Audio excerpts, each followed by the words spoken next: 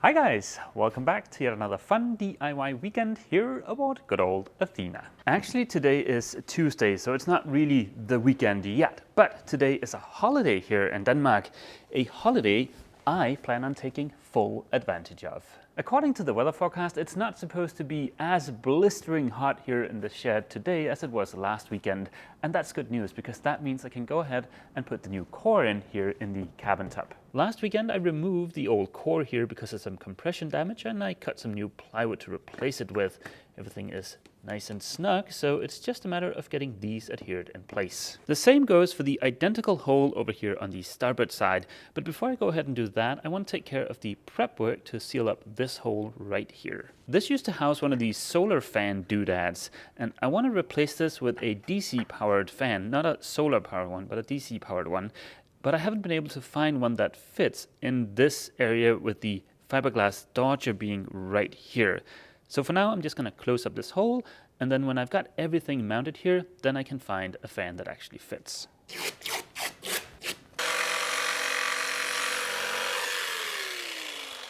Of course, this area doesn't really require any additional reinforcement, so I could have gone ahead and just used balsa again if I had any balsa, but I don't, so plywood it is.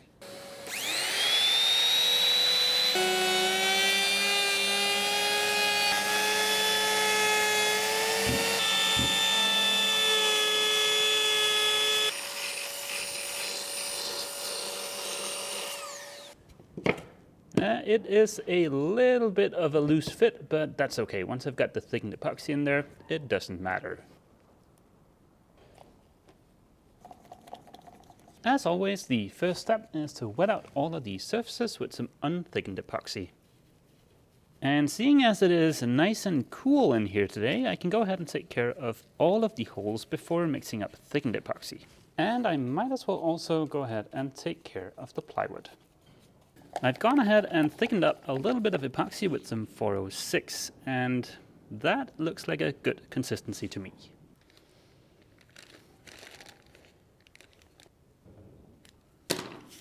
Now this is a very flat surface, so this is not gonna require a lot of thickened epoxy.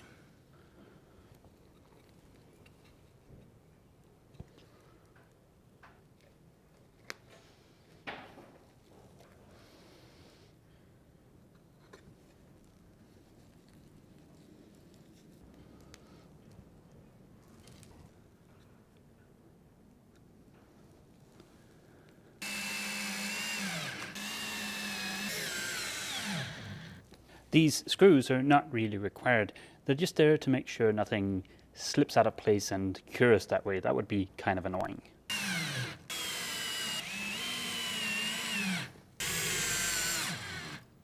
Okay, so that is 1, 2, and 3 pieces of new core in place. Now there's only one little area left for me to deal with here on the cabin tub, and it is right there. One of the previous owners put a nav pod on top of the companionway and ran the cables for the instruments through here. It's very possible that I want to keep that nav pod in that place and that I need these holes for the cables, but they're kind of messy and the core isn't protected, so if I just go ahead and seal these up, I can always drill new holes.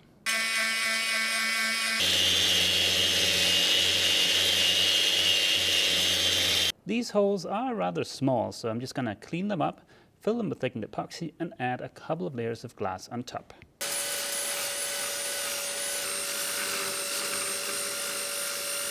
This is just a little bit of unthickened epoxy.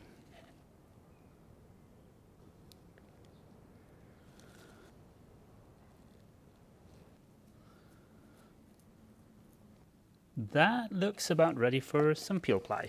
And that was the last hole that required patching here on the cabin tub. Woohoo! There might not be any holes left, but I've just noticed something that needs a bit of sanding and a single layer of glass. I don't know how well it's going to show up on camera, but there's an area here where it looks like someone patched a hole and there are some cracks. Well, as you can see, it turned out it wasn't a hole. Okay, so it turns out that lines up with this piece of wood. If I was to wager a guess at what happened here, because this is certainly not original, one of the previous owners discovered that that piece of wood was loose, just as it is on the starboard side, and he decided to fix it from the outside of the boat rather than from the inside. Of course, this is not really an ideal solution, so let's go ahead and see if we can get rid of this. And of course, that means I might have to brace the bottom of the cabin top, but let's cross that bridge when we get to it. Yep, nope, that is not going anywhere. We'll get back to my little annoying friend here later this week. I need a new blade for my oscillating multi-tool to get it out of here. For those smaller little patches up on deck where I've just put down a single layer or 2 layers of fiberglass, I don't really care too much about the temperature.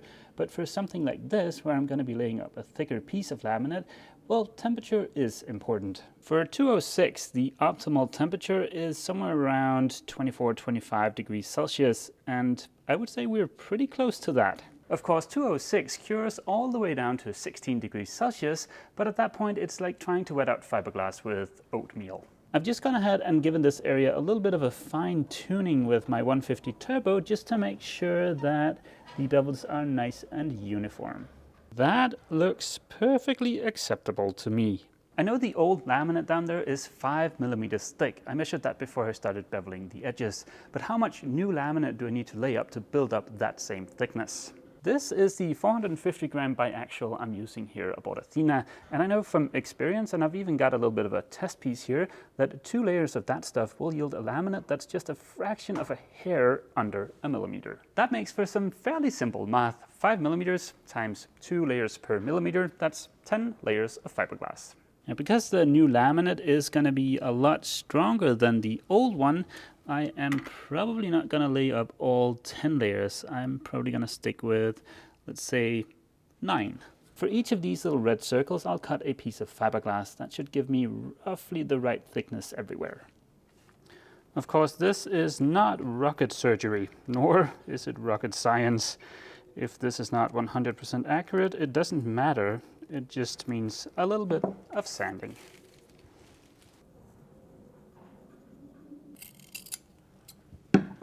This is the last little patch of fiberglass, 9 pieces in total.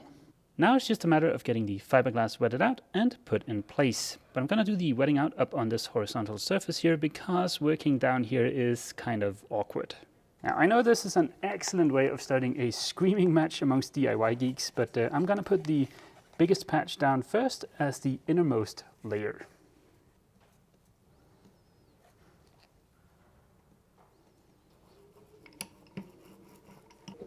And this is the very last piece of fiberglass.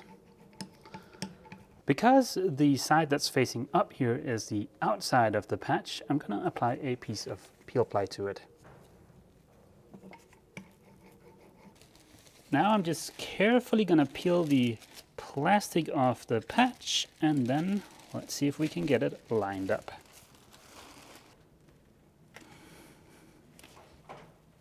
I think that is going to turn out perfectly acceptable, even though there is a slight low spot in the middle, but that is easy to fix later on. I've gone ahead and repeated the process from that hole on the holes up here. I wasn't able to lay up as many layers as I would have liked to here in the holes in the cockpit coaming because the pesky sun came out and it got really hot in here. But that's okay. The mechanical bond that's going to form between the stuff I've laid up today and the stuff I can lay up later this week if we have a cool day is going to be plenty strong for this application. Patching holes like that is very time consuming and I'm almost out of time for today. But before I call it a day, why don't we just go ahead and revisit the core replacements up on the cabin top. The thickened epoxy in here should be cured enough that I can back out the screws and start beveling the edges. I've sketched an outline of the areas I want to bevel around each hole, so now it is just a matter of doing it. Ta-da! All 3 holes are now beveled. That means later this week I can come back, lay up laminate on those 3 spots, and then the cabin top will be ready for fairing. Well, with the tiny little exception of my new friend here. Good morning, guys. It is Saturday morning. Over the last couple of days, I've made a little bit of progress, but let me show you right down here. Gotcha! No, I'm kidding, of course. What I wanted to show you is right there. Ta-da! I've glassed in the 3 little core replacements here on the cabin top. I used the exact same process I used for the hole from the shore power plug. Speaking of that old crusty, rusty looking thing, here it is. Now compare this to this shiny, super spiffy looking one. Now which one would you rather have aboard your boat? This one or this one? This one is made by Victron Energy and it's their 32 amp version. Now I hear some of you going, whoa, whoa, whoa, whoa, 32 amps? That is a lot of juice. And that's certainly true. I don't think I'll ever need 32 amps, but it's better to be on the safe side. There is a 16 amp version available of this, but it involves cutting a hole on the boat. I don't know if the dimensions on the 16 amp and the 32 for the hole are the same, so I figured better just go with the 32. But of course, it's going to be a long time until I can mount this bad boy, so let's get on with the refit. Returning to my little core replacement here, you can see I got reasonably close with those layers of glass. There is a little bit of a gap here in the middle. I could just use some fairing compound to get rid of that 1mm deep low spot, but this is one of the areas where I'm going to be bolting in a pad eye to secure the main sheet. Call me paranoid, but I don't know how well the fairing compound I'm going to be using will fare with these 4 bolts compressing down on it. So I'm going to fill this spot with a few layers of glass. I've got the same situation here with the hole from the old solar fan, but this is not going to have anything clamped to it, so this I'm just going to fair. It looks like 3 layers of glass should do the trick, and this little extra area here should also be enough to cover the little pad eye. Before I start laying up that glass, why don't we see if we can get rid of my annoying new little friend here. Here inside the boat, I hope you'll be able to make out that there are 2 wooden bungs here. And from feeling around, I know that this outer one here is my annoying new friend. And if we look up here, you can see there is a little bit of a gap.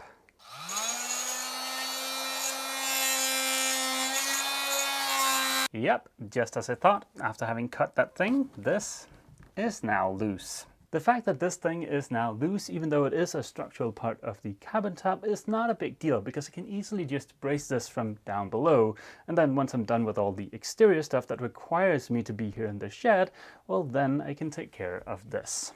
Off the top of my head, what I think would be a great fix for these 2 is to pull them down, put them back up, but adhere them in place with thickened epoxy, and then maybe even tap them to the cabin top. That would certainly be a lot stronger than relying on a couple of screws. Looking along the edges of these, you can see that they've used some kind of adhesive here, but obviously that adhesive has failed. Bracing this for now doesn't need to be super complicated. I'll just wedge this in place and give this a few taps. I'm assuming the cabin top was soft in that spot before the previous owner through-bolted that beam. And what he did certainly fixed the issue of the cabin top being soft, but it introduced another issue. You saw the cracks around that thing, and it was just a matter of time until that started leaking. But let's see if we can back out my new little friend.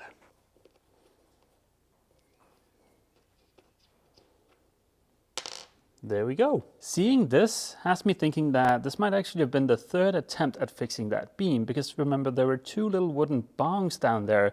So after having noticed that, I was kind of expecting this to be a nut and bolt situation and not a screw. So yeah, but it doesn't matter.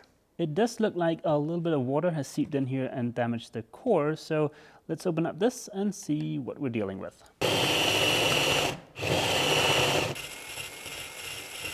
It turns out it would have been enough for me to just drill out the hole like I did here in the center to get rid of the little bit of rot that was down here, but yeah, I'd already opened up the hole to take a thorough look, so now I'll have to glass this, but that's no big deal.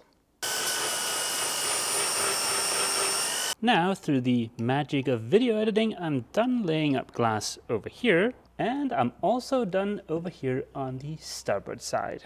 And that means even though the cabin top does look like a giant mess right now, I'm done patching holes. Done!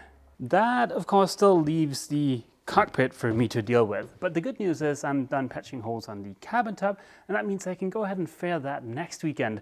So that means I can switch it up a little bit so that it's not just going to be another video of me patching holes. A little earlier in this video I mentioned that I didn't get all the layers of glass laid up here because it got too warm in here, but the ones I've got on here are already pretty frickin' strong.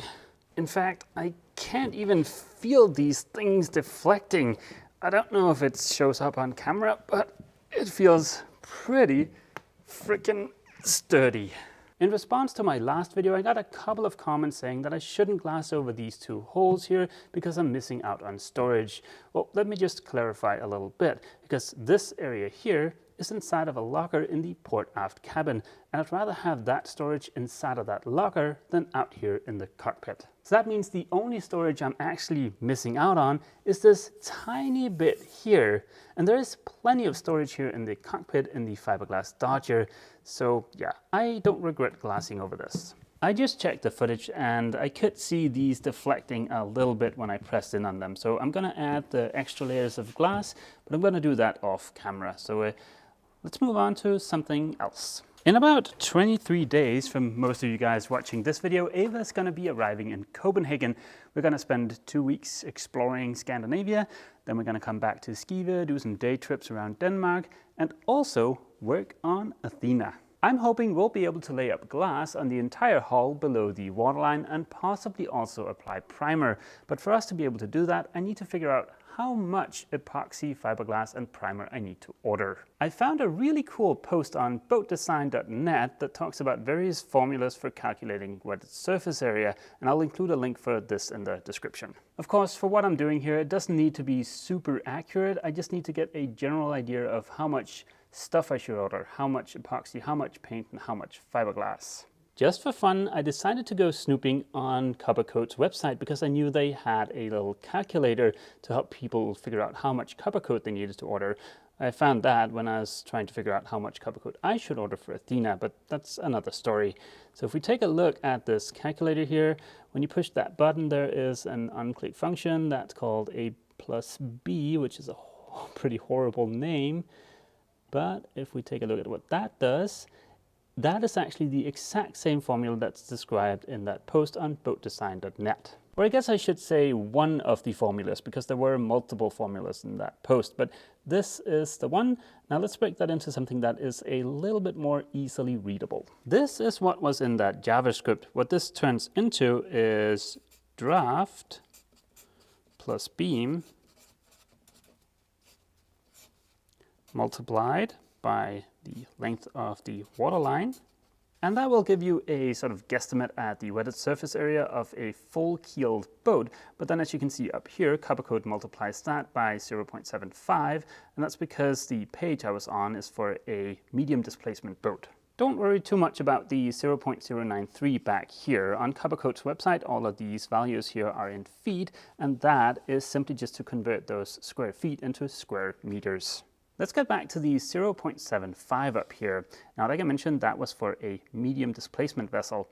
Apparently, if you have a light displacement vessel, you should use 0.5, and again, the 0.75 for the medium one. And if it's a heavy one, well, you can just, you can skip it entirely. In the case of Athena, she is somewhere in between medium and heavy, so to err on the side of caution, I'm just gonna stick with heavy displacement. Athena has a draft of 5 feet, a beam of 13 feet, and a waterline of 31 feet. That gives me 558 square feet. If we multiply that by 0.093 to turn it into square meters, that gives us 51.9. I've previously estimated the surface area below the waterline to be somewhere between 42 and 45 square meters. So let's just stick with, let's say 50, and I should have a nice margin for error. Long story short, if you ever need to figure out how much anti-fouling to order or how much primer to order, and you don't have an internet connection, you can use this very simple formula: draft plus beam times length of the waterline times whatever multiplier fits your vessel. Now looky here, lots and lots of goodies. There are some new cleats here, a new deck organizer, and a new U-bolt. It actually turns out here aboard Athena there were 3 different sizes of deck cleats. That's not great. I'd much rather just have one size. That way I can just carry a couple of these as spares and that'll be it. And I won't have to drill new holes in case I need to replace one. Looking at this new cleat in real life, I am quite satisfied with this. So I'm gonna go ahead and order 5 more of those to replace the 6 old cleats. This is one of the original cleats from here in the cockpit, and all of those are gonna get replaced with this type right here. As far as the deck organizer, this is the new spiffy one from Selden. As you can see, this is super smooth, and then this is the old, somewhat crusty, but maybe still serviceable one that it's going to replace. It's kind of difficult to spin these, so yeah, it's probably worth it to replace it. And then last and also kind of least, I picked up a new U-bolt. I'm gonna need a total of 4 of these for the cockpit. That's where we clip our harnesses into when we're offshore. But I don't really know if I like this type because it's got this kind of rubbery stuff up here. It's called a watertight U-bolt, and I'm guessing that's what's supposed to make it watertight, but how well is that gonna fare in UV and heat and just out in the elements?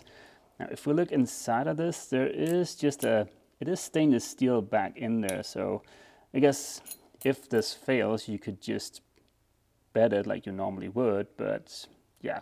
Do any of you guys have experience with this type of U-bolt? And on that bombshell of a question, I'm gonna end this video here. Truth be told, I'm not feeling all that well, so I'm gonna putt around here for a bit and then head back to Old Lakes. But I'll see you guys right here back aboard Athena next weekend for a lot of fairing fun on the cabin top, lots of sanding too, and I've got a secret weapon I'm going to use for fairing the cabin top, so that should be a lot of fun. But yeah, that is going to be it for this video. As always, feel free to leave a comment down below, and don't forget, if you've enjoyed this video, remember to leave a like. See you!